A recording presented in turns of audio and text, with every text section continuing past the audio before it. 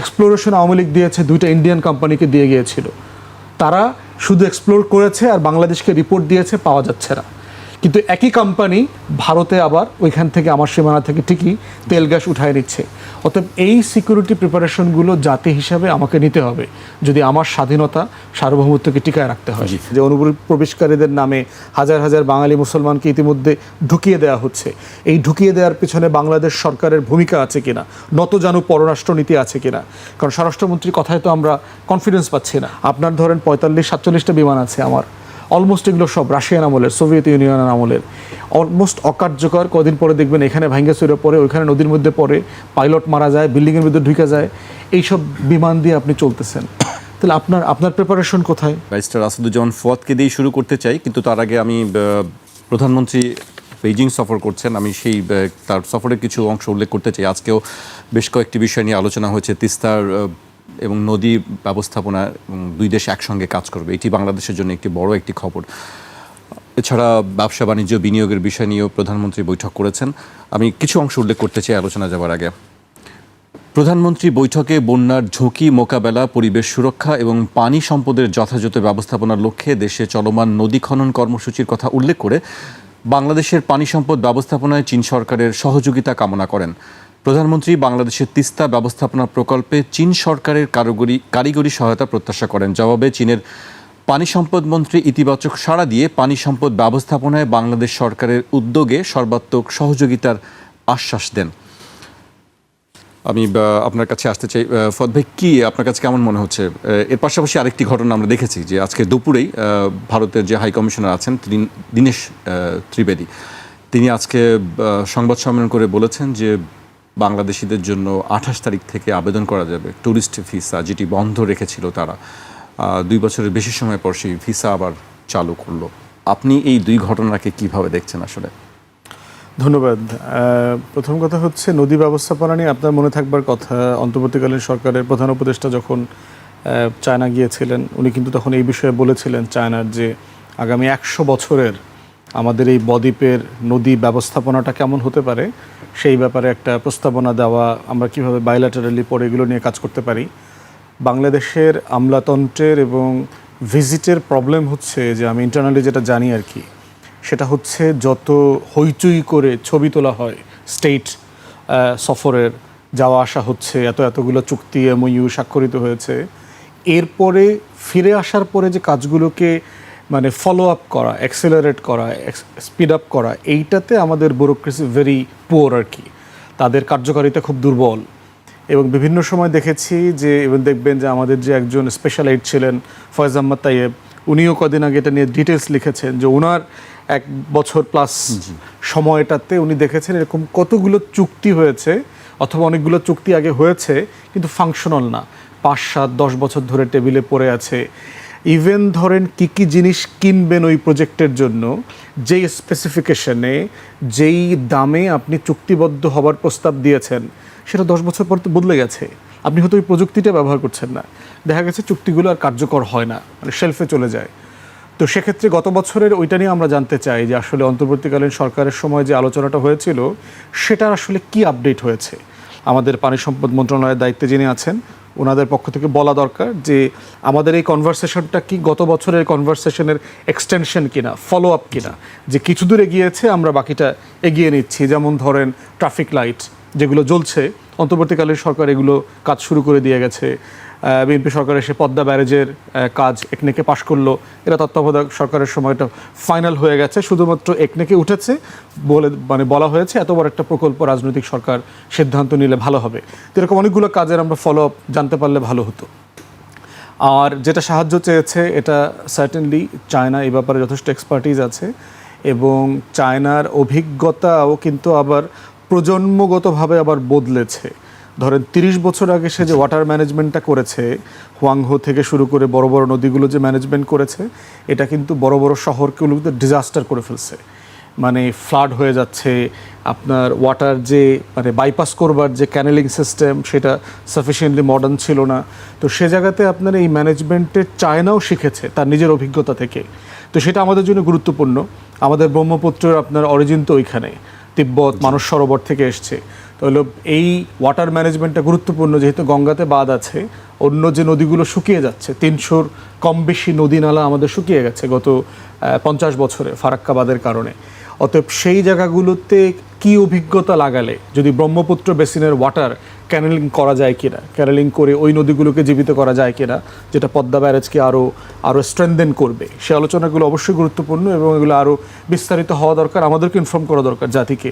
পার্লামেন্টে আমার certainly prime minister ফিরে আসলে পার্লামেন্টে অবশ্যই ওনার সফরের আপডেট দেবেন, তখন আমাদের মন্তব্য করতে আরও একটু সুবিধা হবে। ভারতের বিষয় যেটা বলেছেন সেটা খুব গুরুত্বপূর্ণ বিষয় না।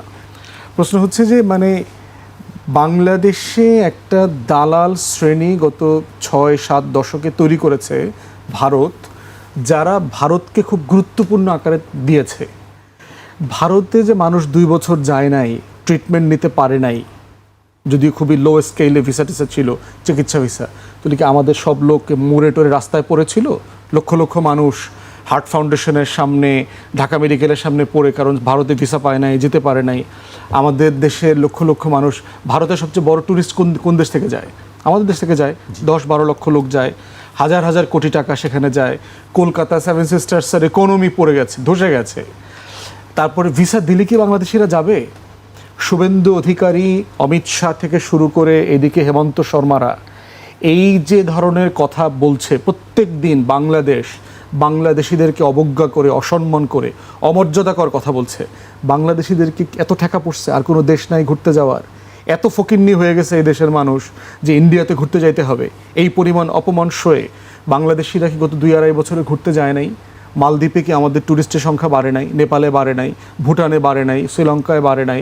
মালয়েশিয়াতে, পাকিস্তানে বাড়ে নাই? চায়নাতে যাওয়া কি বাড়ে নাই?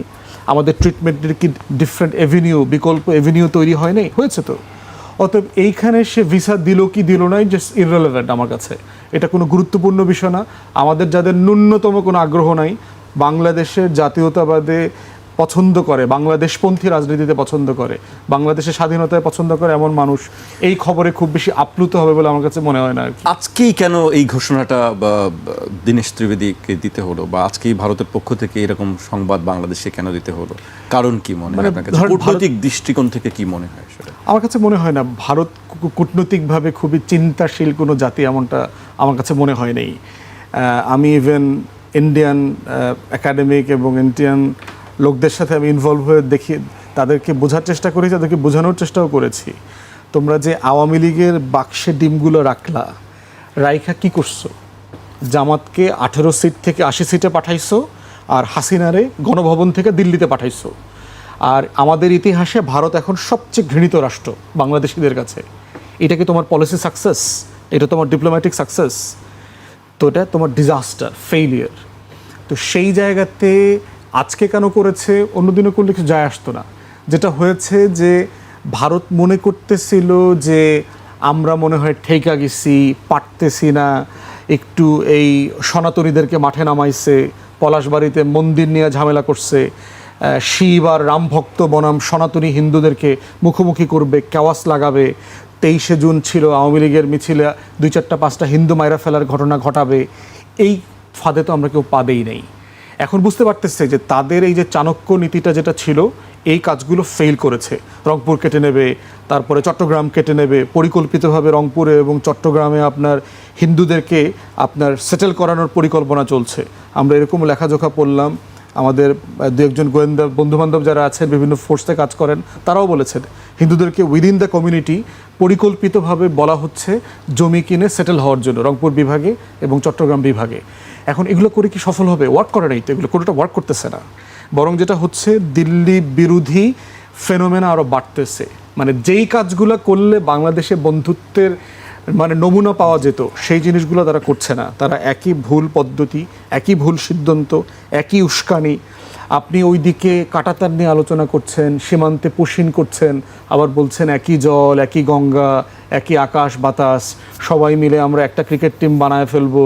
তো আপনি কাঁটাতারের বেড়া দিয়ে বানাবেন, আমাদের লোকদেরকে হত্যা করে বানাবেন। মানে আপনার কথা কাজে পলিসি কনসিস্টেন্সি থাকতে হবে না, নীতি সামঞ্জস্য থাকতে হবে, তো সেই জায়গাটা আমরা দেখতে পাচ্ছি না।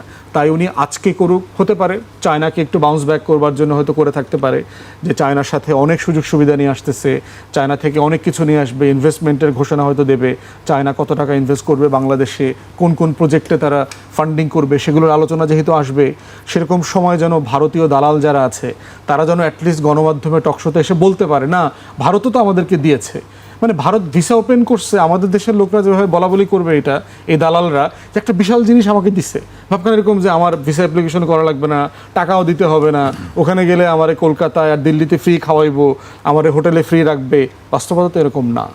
অতএব ভারত যদি পলিসি ইস্যুতে তার ডিজাস্টারগুলোকে অ্যাকনলেজ না করে, সে বাংলাদেশিরা তাকে যে যে কারণে ঘৃণা করে, অপছন্দ করে, সেগুলোকে যদি সে অ্যাড্রেস না করে, শুধুমাত্র ভিসা ইস্যু দিয়ে বাংলাদেশের তরুণদেরকে, বাংলাদেশের ইয়াং জেনারেশন, বাংলাদেশপন্থী মানুষকে খুশি করতে পারবে এত ছোট বিষয় দিয়ে, আমরা মনে হয় সেই সময়টাতে আর বাস করছি না। জি, আপনার কাছে আবারও আসবো। আমি এই পর্যায়ে ব্রিট রবিনের কাছে আসতে চাই।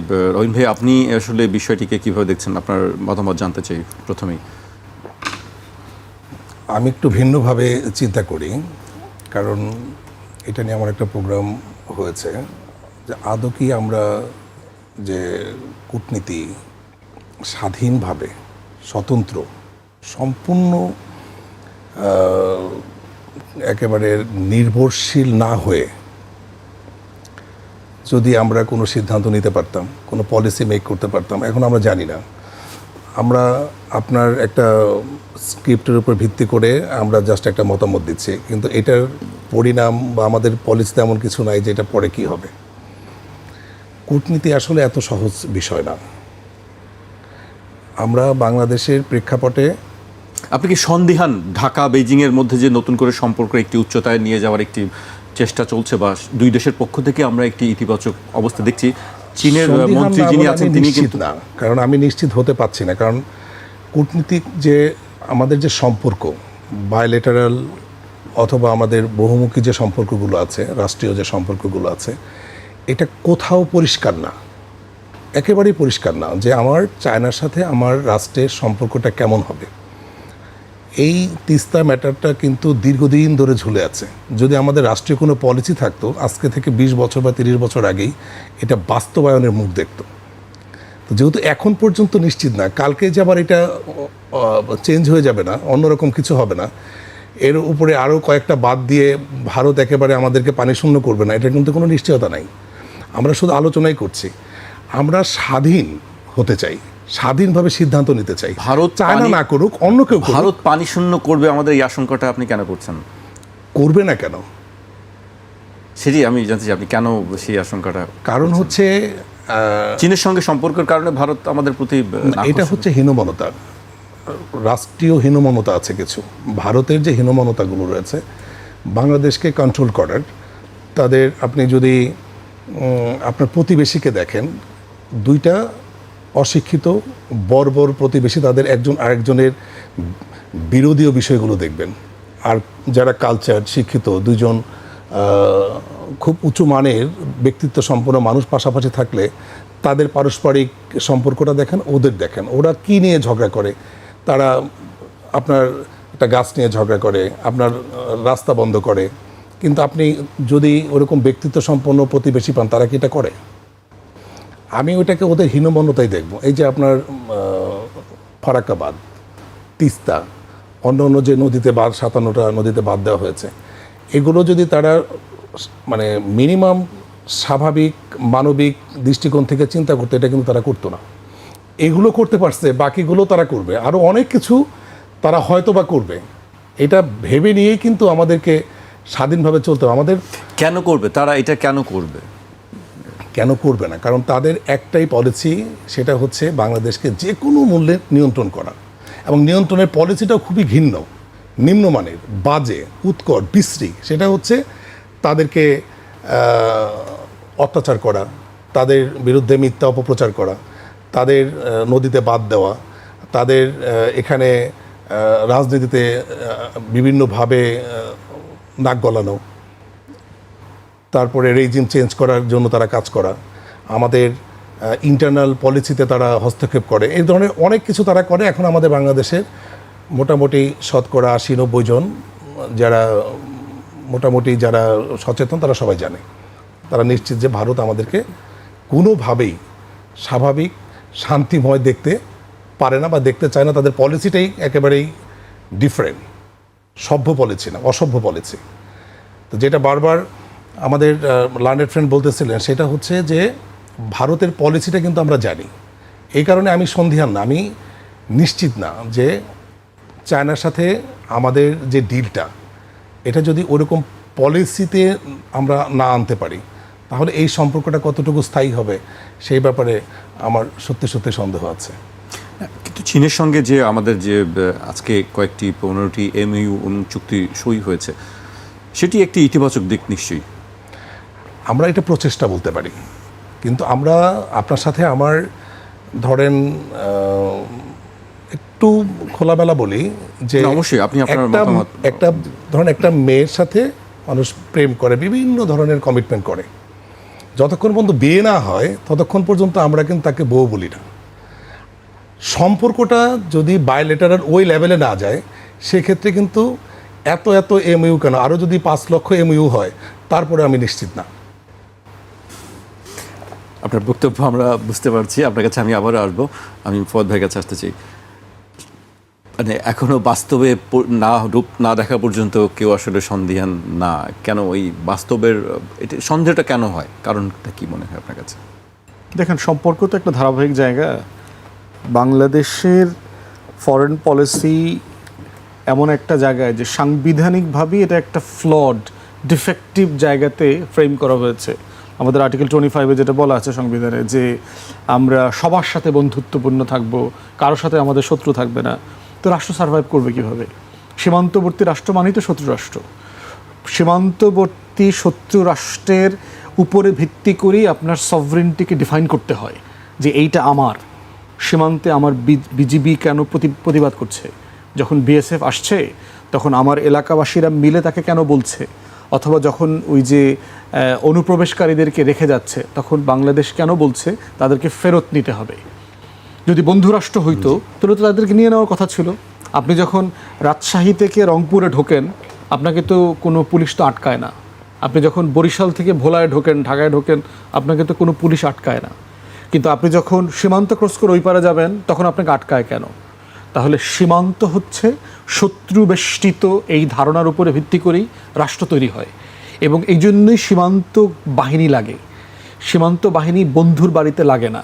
বন্ধুর বাড়িতে জানলা খোলা থাকে, দরজা খোলা থাকে, কিন্তু সীমান্ত বাহিনী এই কারণে লাগে কারণ পাশের জন আপনার বন্ধু না, এটা বাই ডিফল্ট আপনার শত্রু, এবং এটা ধরে নিয়েই হচ্ছে আপনাকে পথ চলতে হয়। বাংলাদেশের ফরেন পলিসিতে এই যে একটা আওয়ামী মানে দিল্লির ন্যারেটিভ আমাদের সংবিধানে ঢুকায় দিয়েছে, সবার প্রতি বন্ধুত্ব, কায়ও আমার শত্রু না, মানে মিয়ানমার আপনার শত্রু না, মানে আপনাকে 13 লক্ষ রোহিঙ্গা ওভারনাইট কয়েক সপ্তাহের ভিতরে ছাপায়া দিয়ে গেল। শুভেন্দু অধিকারী আগামী কয়েক বছরের ভিতরে আপনারে 30 লাখ বাঙালি মুসলমান এখানে ডাম্প করে দিবে, মানে এটা আপনার বন্ধুত্বের লক্ষণ আর কি। হেমন্ত শর্মা রাতের বেলা কেমনি লোক পাঠাইবো সেটা সাংবাদিকরা বলতেছে, কোন জায়গায় ফাঁকফোকর আছে। শুভেন্দু অধিকারী গতকাল কিনা পরশু বলছে 10,000-এর উপরে নাকি অলরেডি বাংলাদেশ সে পুশিন করেছে। এগুলো কি বন্ধুত্বের লক্ষণ? আরেকটা দেশের স্বরাষ্ট্রমন্ত্রী যখন বলছে যে বাংলাদেশিরা হলো টারমাইটের মতো, আমরা তো এগুলো দেখিনি। কয়জন বাংলাদেশি আসলে পুশিং করেছে আমাদের কাছে? সেটা একটা সংখ্যা বলেছে নিশ্চয়ই, BSF তাকে সংখ্যাটা তিনি দিয়েছে। আরেকটি সংখ্যা বলেছেন গতকালকে আমরা দেখেছি 1800 রেডি করা হয়েছে, তাদেরকে ঢোকানো হবে। ডিটেনশন সেন্টারে আছে, ওটা বলেছে যে 1800 প্লাস ডিটেনশন সেন্টারে আছে, এটা পুশিং করা হবে। এখন প্রশ্ন হচ্ছে এই সংখ্যাটা তাকে কে দিয়েছে? সে তো যেহেতু স্টেটের মুখ্যমন্ত্রী, BSF দিয়েছে। BSF-এর যিনি স্টেটের দায়িত্বে আছেন তারাই তাকে দিয়েছেন, এবং তাকে তো অবশ্যই এটা ডিটেলসও দেওয়া হয়েছে কোন কোন স্টেশন থেকে, কোন কোন সীমান্তের জায়গা থেকে আপনি কতজনকে পুশিং করেছেন, কতজন করতে পারেন নাই, কতজন ওয়েটিংয়ে আছে, নিশ্চয়ই তাকে একটা দেওয়া হয়েছে। এবং যেহেতু সে পার্লামেন্টে বলেছে আমরা তো এটা অফিসিয়াল পরিসংখ্যান হিসেবে ধরে নেব। প্রশ্ন হচ্ছে বিজিবি ধরতে পারছে কিনা, আমার সে ক্যাপাসিটি আছে কিনা। বিজিবির ভাইরা যে অসাধারণ দায়িত্ব পালন করছেন, যে পরিমাণ অস্ত্র এবং সুযোগ সুবিধা নিয়ে, এবং আপনি জানেন ইতিমধ্যে বিজিবির জওয়ানরা বলেছেন যে সীমান্তে প্রচুর পরিমাণে বিশ্রী ধরনের সাপ ছেড়ে দেওয়া হয়েছে, রাতের বেলা তারা টের পান এগুলো, এবং এই পোকামাকড় তাকে ডিল করতে হচ্ছে, যেটা তারা আগে দেখেন। আগে তো আমরা এরকম একটা খবর হ্যাঁ, এটা কিন্তু আগে তারা এক্সপেরিয়েন্স করেন নাই।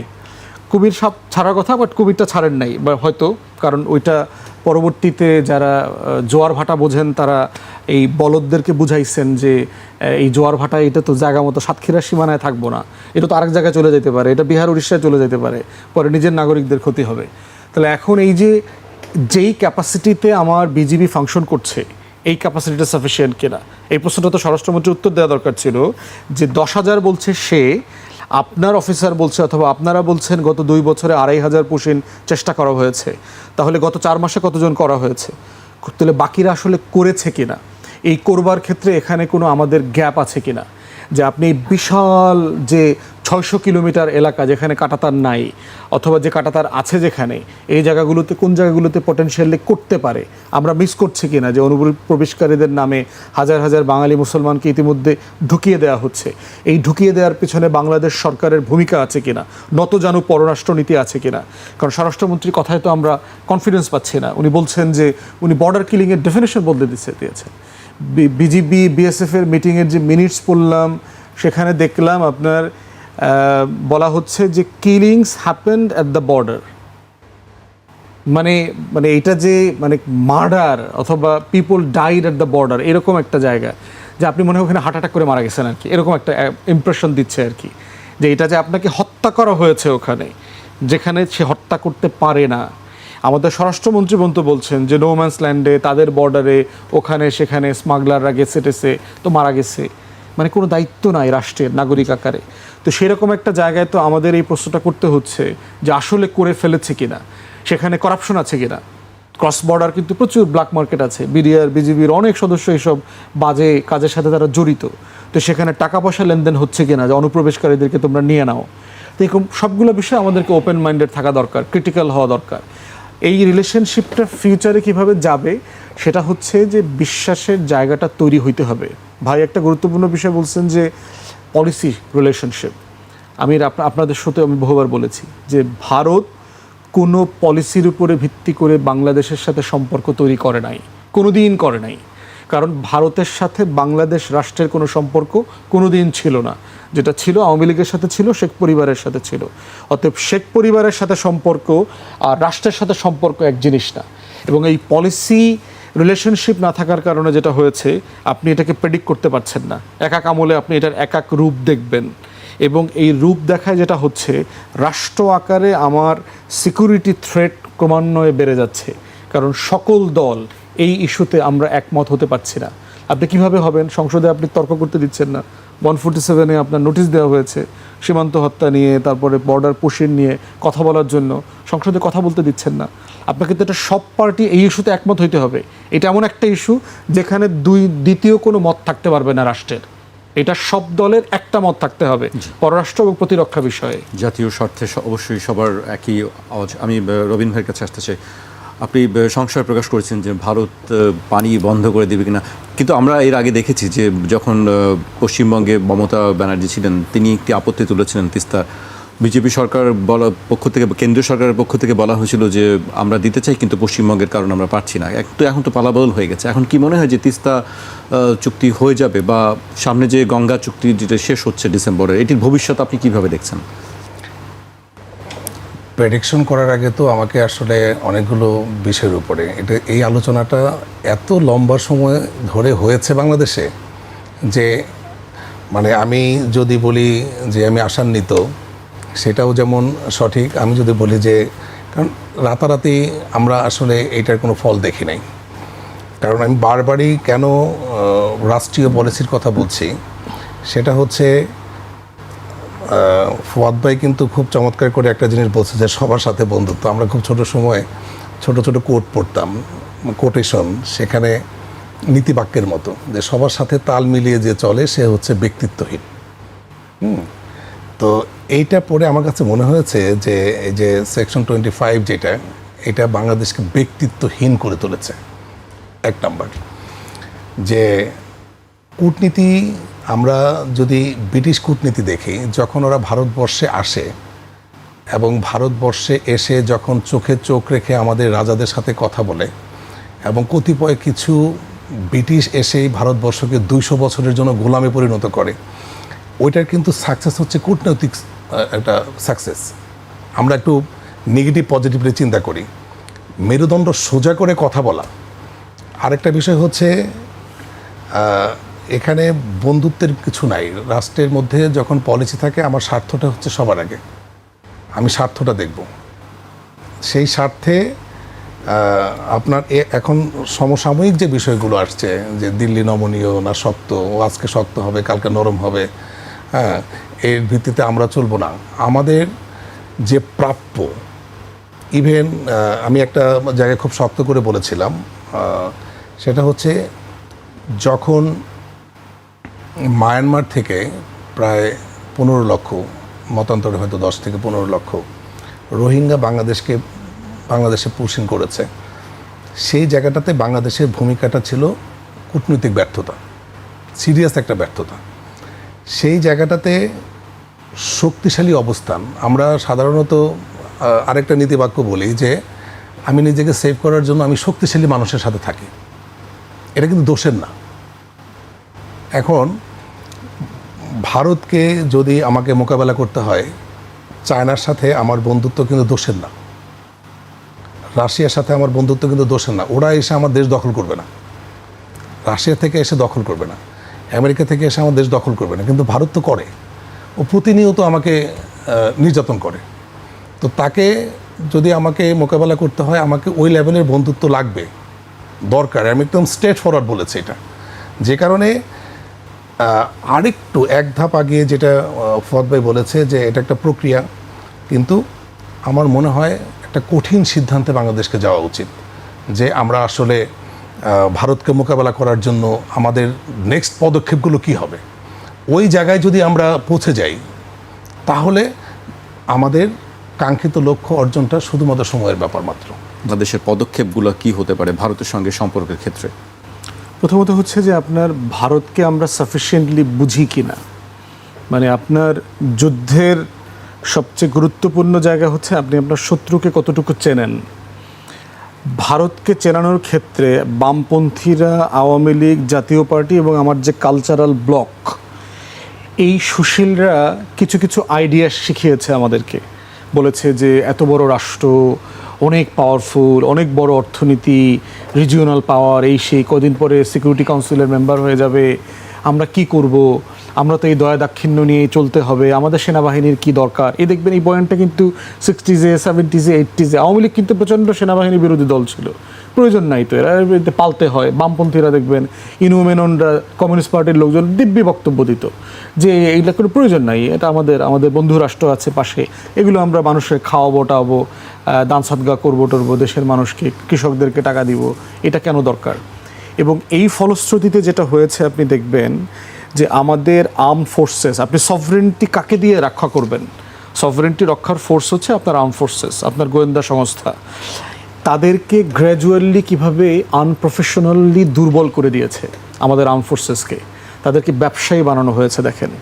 এবং আমার সেনাবাহিনীর, আমার তো প্রচুর বন্ধুবান্ধব আছে সিনিয়র জুনিয়র, এই সেনাবাহিনী ফাইটিং ফোর্স না এখন।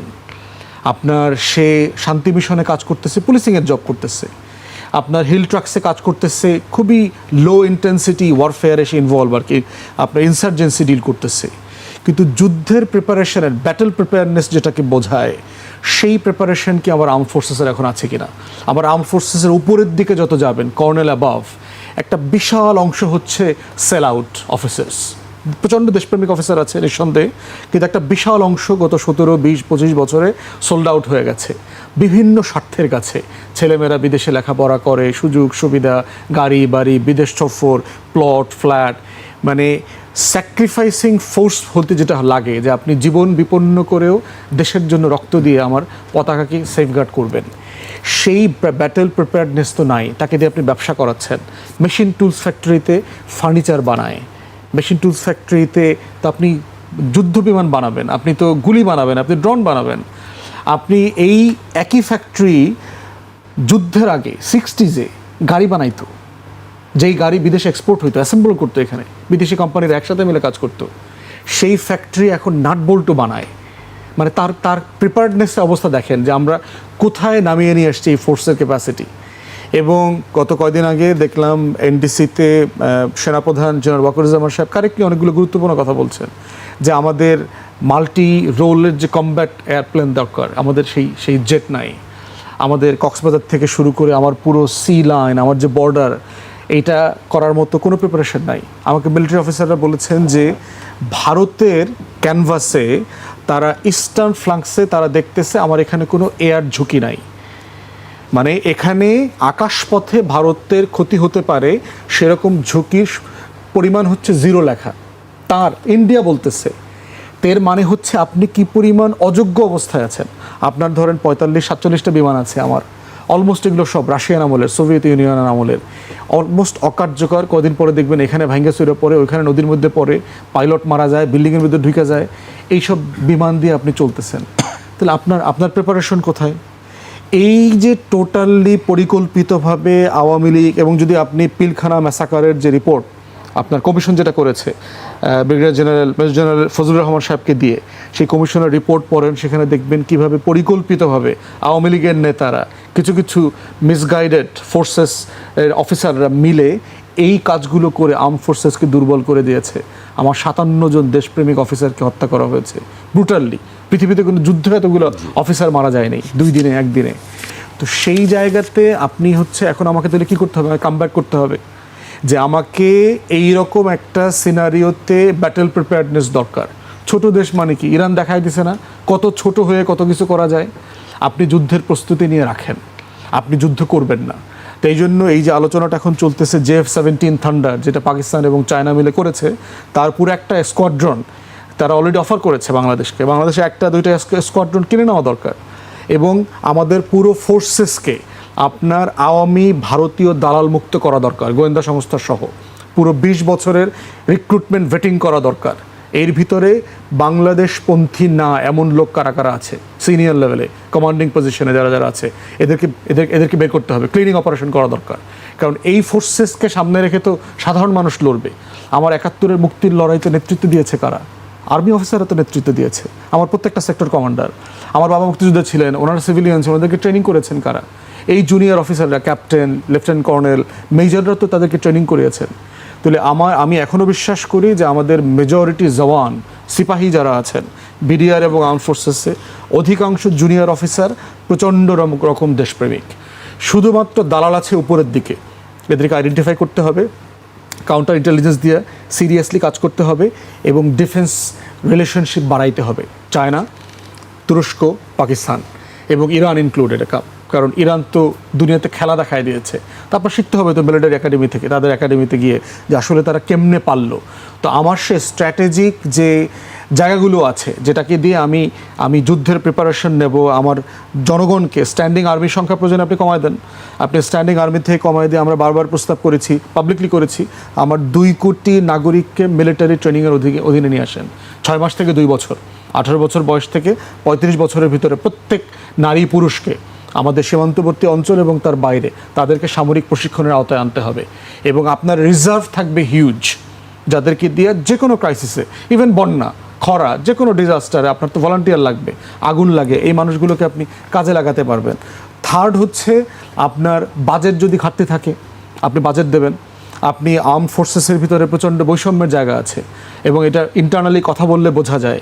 আমাদের সিপাহী জওয়ান যারা আছেন, বিডিআরের জওয়ান যারা আছেন, তারা যে বেতন কাঠামোতে আছেন এবং যে ডিউটি তাদের পালন করতে হয়, এটা কোনোভাবে সম্মানজনক না। আমাদের জুনিয়র অফিসার এবং তার উপরের অফিসারদের ভিতরে যে পার্থক্য, বেতন, স্যালারি, ফ্যাসিলিটির যে গ্যাপ আছে, এই ডিসক্রিমিনেশনগুলোকে অ্যাড্রেস করতে হবে। তাদেরকে সম্মানজনক বেতন কাঠামোতে আনতে হবে। কারণ একটা মানুষ বাংলাদেশের জন্য, আমার আপনাকে নিরাপদে রাখার জন্য সে জীবনের ঝুঁকি নিচ্ছে। অতএব তার ঝুঁকির জন্য যা যা করা দরকার তাকে সে কনফিডেন্স দেওয়া যে আপনি ঝুঁকি নেবেন, আপনি শহীদ হবেন, আপনার পরিবার 14 গোষ্ঠী দেখার দায়িত্ব আমাদের সবার। এদেশের মানুষ রক্ত বেঁচে হলেও সেই দায়িত্ব নেবে, এবং সেই জায়গায় বৈষম্যগুলোকে সিরিয়াসলি অ্যাড্রেস করা দরকার জওয়ান এবং সিপাহী যারা আছেন বিভিন্ন ফোর্সেসে। এরপর হচ্ছে আর্মস অ্যামুনিশন, নিজেদের ভিতরে জয়েন্ট ম্যানুফ্যাকচারিংয়ে যাওয়া দরকার। আপনি দেখেছেন টার্কিশ ফরেন মিনিস্টার আসছিল গত কদিন আগে, তিনি কিন্তু অফার করেছেন ড্রোন বানানো থেকে শুরু করে আমাদের যা যা 4th জেনারেশন 5th জেনারেশনের আর্মস দরকার সেগুলো বানানো দরকার। মানুষ কিন্তু এখন আপনার ব্যক্তিকেন্দ্রিক যুদ্ধের প্রয়োজনীয়তা কমে গেছে। এই যে দেখেন আমেরিকা $30 বিলিয়ন যুদ্ধে খরচ করলো, সোলজার তো একজনও পাঠায় না ইরানে, না পাঠায় তো করছে। সেই মিজোরি থেকে আপনার বিমান পাঠাইছে, আনম্যান ড্রোন পাঠাইছে, F-35 পাঠাইছে ইরানে।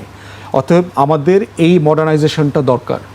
79-80 সালেও কিন্তু রোহিঙ্গা ইনফ্লাক্স হয়েছিল।